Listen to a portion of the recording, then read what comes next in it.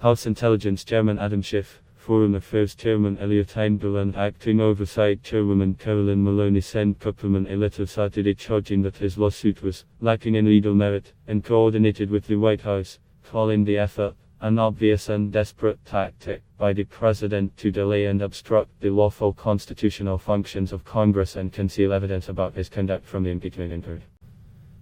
Notwithstanding this attempted obstruction, the duly authorized subpoena remains in full force and drive. Kupperman remains legally obligated to appear for the deposition on Monday, the chairs wrote. The deposition will begin on time and, should your client defy the subpoena, his absence will constitute evidence that may be used against him in a contempt proceeding. The Kupperman case presents a new challenge to House Democrats seeking cooperation from close aides of Trump. Kupperman, who worked closely with former National Security Advisor John Bolton, is scheduled to sit Monday for questioning by the three House committees handling impeachment.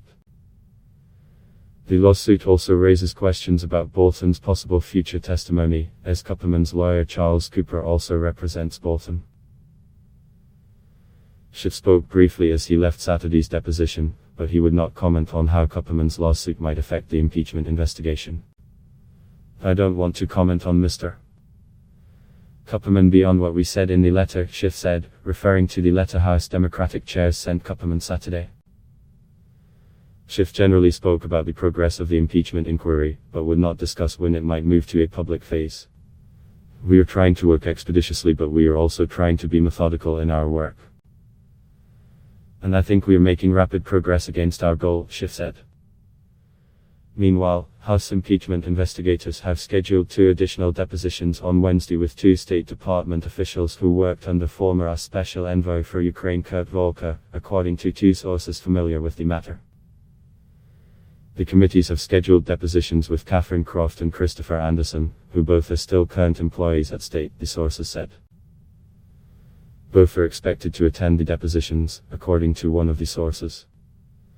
Croft is a special advisor for Ukraine at the State Department, and worked closely with Volker in that role over the last few months before his resignation.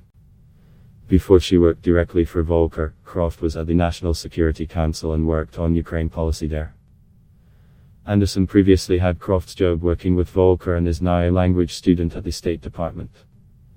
2 previously scheduled depositions are still on. Alexander Vindman, the National Security Council's top expert on Ukraine, is expected to appear at his scheduled deposition on Tuesday, says a source familiar. Tim Morrison, another White House official in the NSC who is a top Russia and Europe advisor, is also expected to appear at his deposition on Thursday, says another source familiar with his plans. A House Intelligence Committee spokesman declined to comment about the schedule.